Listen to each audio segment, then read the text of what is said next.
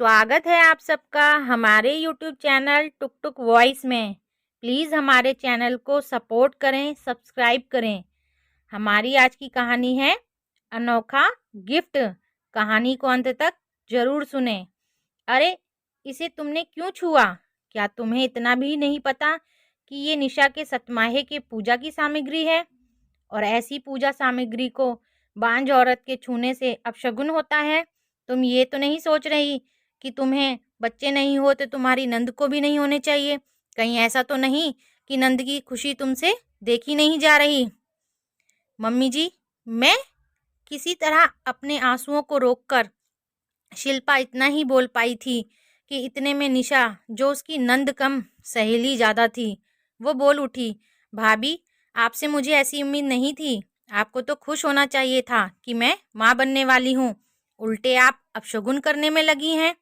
उसने आशा भरी नजरों से अपने पति पंकज की ओर देखा। उसे लगा कि पंकज तो मुझे बहुत प्यार करते हैं। वैसे भी हमारी लव मैरिज हुई थी, वो जरूर मेरी ओर से कुछ बोलेंगे। लेकिन पंकज ने उल्टा शिल्पा को ही कहा, तुम तो निशा को अपनी बहन ही मानती हो ना, फिर तुम निशा के साथ ऐसा क्यों कर रही हो? कोई भी महिला सास नंद के ताने एक बार सहन कर सकती है, लेकिन यदि उसका पति, जिस पर उसने अपना सब कुछ न्यौछावर कर दिया, जिसके साथ 7 जन्मों तक साथ निभाने की कस्में खाई, यदि वो ही ऐसे ताने मारे, तो शिल्पा रोते रोते चुपचाप किचन में काम करने लगी। बांझ होने के नाते वो पूजा सामग्री को तो हाथ नहीं लगा सकती थी, लेकिन एक बहू होने के नाते घर के सभी कार्य कर सकती थी, चाहे उसके मन अंदर ही अंदर कितना भी रो रहा हो। वो सोचने लगी कि वो माँ नहीं बन सकती, इसमें इसकी क्या गलती है? माँ बनना या ना बनना क्या नारी के खुद के हाथ में है?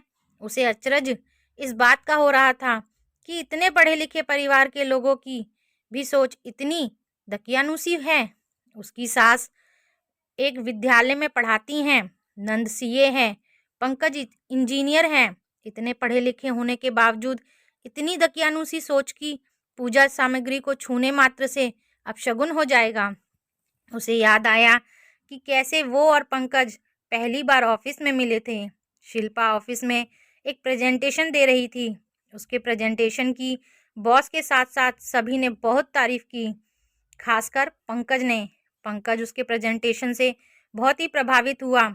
एक ही ऑफिस में साथ साथ काम करते हुए कब दोनों एक दूसरे को प्यार हो गया, दोनों को पता ही नहीं चला। दोनों एक ही जाति के होने से घर वाले भी मान गए और दोनों की शादी हो गई। सास ससुर और नंद सभी का स्वभाव बहुत अच्छा था। इतना प्यार करने वाला पति पाकर तो शिल्पा अपने आप को बहुत ही भाग्यशाली समझने लगी थी। पंकज ने पहले ही कह दिया था कि शादी के बाद 2 साल तक बच्चा नहीं करेंगे, जिंदगी को थोड़ा एंजॉय करेंगे, फिर बच्चे की जिम्मेदारी लेंगे। इसलिए 2-3 साल तक परिवार में बच्चे के लिए किसी ने भी कुछ नहीं कहा। लेकिन 5 साल होते ही घर में सभी के ताने शुरू हो गए। बात बात में परिवार वाले और रिश्तेदार सभी शिल्पा को बांझ कहकर ताना मारने लगे। पंकज पहले पहले तो कुछ नहीं बोला, लेकिन अब वो भी शिल्पा से बेरुखी से पेश आने लगा था।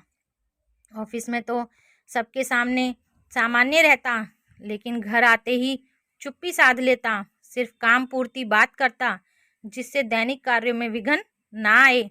ऐसा लगता ही नहीं कि वो दोनों पति पत्नी हैं और एक ही घर में रहते हैं। शिल्पा का मन चित्कार उठता, लेकिन फरियाद करे भी तो किससे? मन मसोस कर रह जाती। उसे लगता था कि पंकज को भी बाप न बनने का दुख है, थोड़े दिन में ही वो सहज हो जाएगा। आज शिल्पा की 8वीं सालगिरह थी। उसे लगा कि आज पंकज अपनी चुप्पी तोड़कर उसे बधाई जरूर देगा। उसने पंकज की पसंद का नाश्ता बनाया, नई क्रॉकरी में नाश्ता दिया, लेकिन पंकज ने चुपचाप नाश्ता किया और बिना एक शब्द बोले ऑफिस के लिए निकल गया। शिल्पा ने तबीयत का बहाना करके ऑफिस से छुट्टी ले ली थी, ताकि डिनर अच्छे से तैयार करके, बेडरूम को भी बहुत अच्छे से सजाकर वो पंकज को सरप्राइज देना चाहती थी। पंकज ने एक बार भी नहीं पूछा कि तुमने ऑफिस से छुट्टी क्यों ली, क्या तुम्हारी सचमुच तबीयत खराब है? शिल्पा ने डिनर में पालक पनीर, लौकी के कोफ्ते, भिंडी की सब्जी, पुलाव, पूरी, मटर की कचौड़ी, रसमलाई आदि बनाए। बेडरूम को फुग्गे, फूल आदि से सजाया। खुद पंकज के पसंद की हरे रंग की साड़ी पहनकर अच्छे से तैयार हुई। उसे पूरी आशा थी कि आज पंकज जरूर अपनी चुप्पी तोड़कर मुझसे बात करेगा। मैं उसे बच्चा गोद लेने के लिए मना लूंगी। शाम को जब पंकज घर आया तो उसने शिल्पा की ओर नजर उठाकर भी नहीं देखा। उसने सोचा शायद बेडरूम में जाकर फिर विश करेगा। बेडरूम की इतनी सजावट देखकर भी पंकज चुप ही रहा। उसका वो रोज का रूटीन, मोबाइल और वो। उसने पहल करते हुए कहा, सालगिरह की बहुत बहुत बधाई पंकज। फिर भी पंकज चुप। अब शिल्पा का धैर्य जवाब देने लगा, पंकज मैं आपसे कुछ कह रही हूँ। आज हमारी शादी की सालगिरह है, क्या तुम वो भूल गए? वो मनहूस दिन मैं कैसे भूल सकता हूँ? इसी दिन तो एक बांझ औरत मेरे गले पड़ी थी। हम एक बच्चा गोद भी तो ले सकते हैं ना?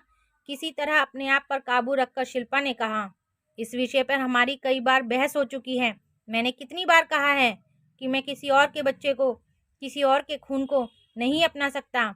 मुझे और मेरी मम्मी को अपना बच्चा चाहिए, जो तुम नहीं दे पा रही हो।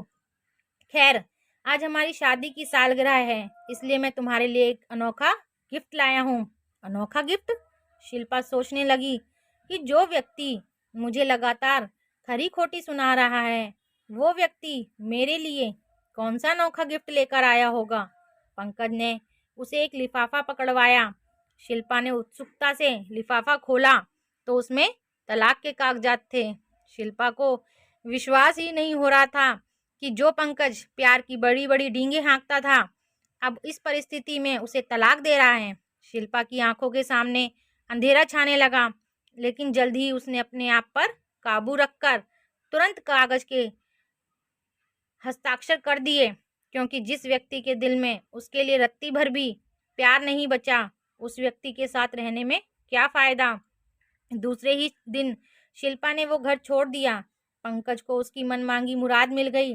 थोड़े ही दिन में कोशिश करके शिल्पा ने अपना ट्रांसफर अपनी कंपनी से दूसरी शाखा में करवा लिया, क्योंकि अब पंकज के साथ एक ही ऑफिस में काम करके वो अपने काले अतीत को याद करना नहीं चाहती थी। तलाक के 1 महीने बाद ही पंकज ने दूसरी शादी कर ली। साल भर में ही पंकज को बेटा होने की खबर शिल्पा को मिली। शिल्पा को नीचा दिखाने के लिए पंकज ने बेटे होने की खुशी में जो पार्टी रखी थी, उसमें उसने शिल्पा को भी निमंत्रण दिया।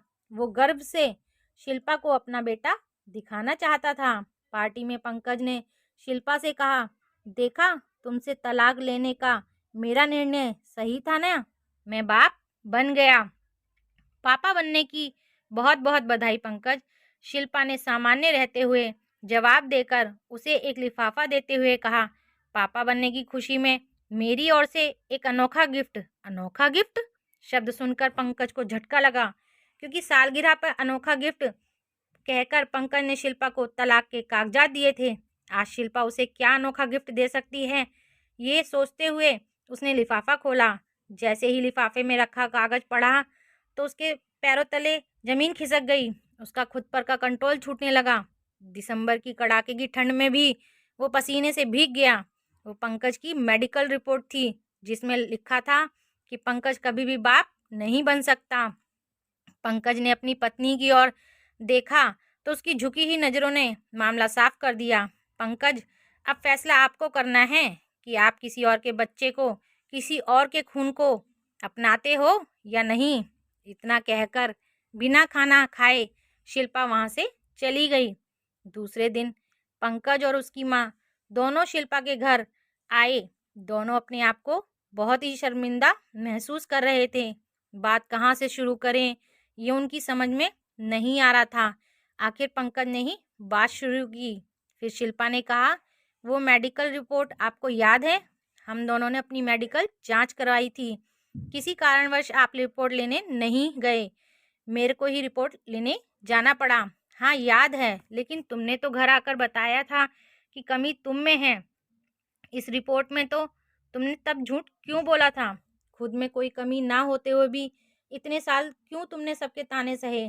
मैंने भी तुम्हें बहुत सताया, फिर भी तुम कुछ ना बोली। आखिर क्यों शिल्पा?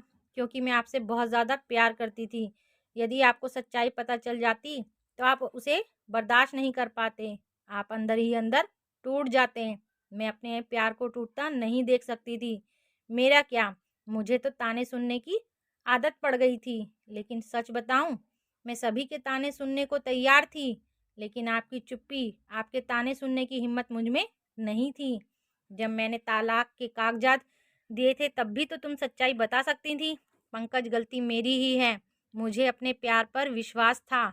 दुनिया चाहे जो बोले, लेकिन मेरा पंकज मुझे कभी नहीं छोड़ सकता, इस बात का विश्वास था मुझे। लेकिन जब आपने तलाक के कागजात दिए तो मेरा ये विश्वास टूट गया। जब आप मुझसे प्यार ही नहीं करते तो आपके साथ रहने का कोई मतलब नहीं था। इसलिए मैंने तुरंत उन कागजातों पर हस्ताक्षर कर दिए। बहू, हमसे बहुत बड़ी गलती हो गई। प्लीज़ हम सबको माफ़ कर दो और हमारे साथ अपने घर चलो। शिल्पा की सास ने कहा। शिल्पा, प्लीज़ मुझे माफ़ कर दो। पुरानी बातें सब भूल जाओ। चलो फिर हम जिंदगी की एक नई शुरुआत करते हैं। पंकज ने कहा। बात माफ़ करने या ना करने की नहीं है, बात है आत्मसम्मान की। अब ये संभव नहीं हो सकता कि मैं वापस उस घर में कदम रखूं।